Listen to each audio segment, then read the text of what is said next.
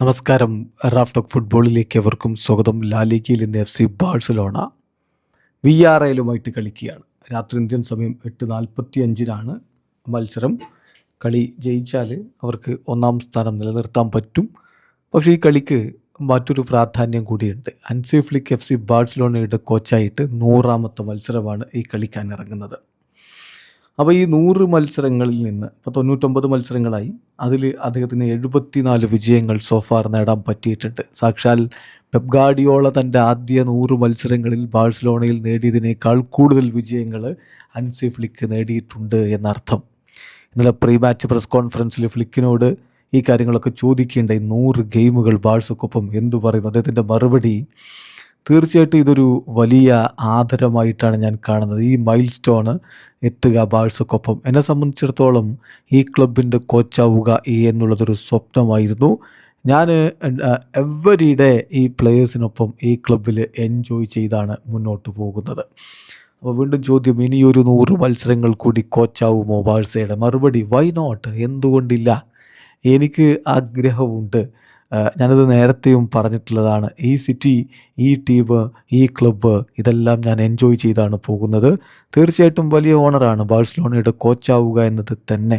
അപ്പം സ്വാഭാവികമായിട്ടും fantastic work താരങ്ങൾ ചെയ്യുമ്പോൾ നമുക്ക് കൂടുതൽ സന്തോഷവും ഉണ്ടാകും. അപ്പോൾ അദ്ദേഹത്തോട് വീണ്ടും ചോദിക്കുന്നു, 100 മത്സരങ്ങൾ കഴിയുമ്പോൾ പെപ്പിനേക്കാൾ കൂടുതൽ വിജയമുണ്ടല്ലോ എന്തു പറയുന്നു? അദ്ദേഹത്തിൻ്റെ മറുപടി, ഇത്തരത്തിലുള്ള സ്റ്റാറ്റിസ്റ്റിക്കുകൾക്ക് ഞാൻ ഒരു പ്രാധാന്യവും കൊടുക്കാറില്ല, ഞാൻ ശ്രദ്ധ കൊടുക്കാറില്ല. At the end of the season ഏറ്റവും പ്രധാനപ്പെട്ട കാര്യം നമ്മൾ ഒന്നാമതെത്തുക, കിരീടം ചൂടുക എന്നുള്ളതാണ്. സോ ഞാൻ നോക്കുന്നത് ഡേ ബൈ ഡേ നമുക്ക് എങ്ങനെ ഇമ്പ്രൂവ് ചെയ്യാൻ പറ്റുമെന്നുള്ളതാണ്. അതാണ് ഞങ്ങളുടെ ജോബ്. സോ പ്ലെയേഴ്സിനെ അവരുടെ ഏറ്റവും ബെസ്റ്റ് വേർഷനിൽ ഒരുക്കി ഇറക്കുക, ഇത് മാത്രമാണ് ലക്ഷ്യം എന്നുകൂടി അദ്ദേഹം പറയുന്നുണ്ട്. എങ്കിലും നമുക്ക് ആ കണക്കൊന്ന് നോക്കാമല്ലോ. ഇപ്പോൾ 99 കളികൾ കഴിയുമ്പോൾ 74 വിജയങ്ങളാണ് ഹൻസി ഫ്ലിക്കിൻ്റെ പേരിലുള്ളത്. ഇന്നത്തെ കളി ജയിച്ചാൽ അത് 75 ആവും. 100 കളി 75 വിജയം എന്നാകും. 75% വിന്നിങ് റേറ്റ്. അതേസമയം പെപ് ഗാർഡിയോള 100 മത്സരങ്ങൾ പിന്നിടുമ്പോൾ, ബാഴ്സയുടെ കോച്ചായിട്ട് ആദ്യ 100 മത്സരങ്ങൾ പിന്നിടുമ്പോൾ 71 വിജയങ്ങളാണ് ഉണ്ടായിരുന്നത്. അപ്പോൾ ഹൻസി ഫ്ലിക്കിനേക്കാൾ കൂടുതൽ വിജയങ്ങൾ ആദ്യ 100 മത്സരങ്ങൾ നേടിയിട്ടുള്ള കോച്ച് ഒന്ന് ലൂയിസ് എൻറിക്കെയാണ്. 2014 മുതൽ 2017 വരെയുള്ള കാലഘട്ടത്തിൽ അദ്ദേഹം 80 വിജയങ്ങൾ ആദ്യ 100 മത്സരങ്ങളിൽ നിന്ന് നേടിയിരുന്നു. 1958, 1960 കാലഘട്ടത്തിൽ കോച്ചായിരുന്ന ഹെലനിയോ ഹെരേര 76 വിജയങ്ങൾ നേടിയിരുന്നു. അപ്പോൾ ഈ 2 പേർക്ക് പുറകിലാണ് ഹൻസി ഫ്ലിക്ക് ബാഴ്സയുടെ ചരിത്രത്തിൽ രേഖപ്പെടുത്താൻ പോകുന്നത്. അതായത് ഫ്ലിക്കിൻ്റെ ഈ ഒരു ആദ്യത്തെ 100 മത്സരങ്ങളുടെ വിജയത്തിൻ്റെ കണക്ക്.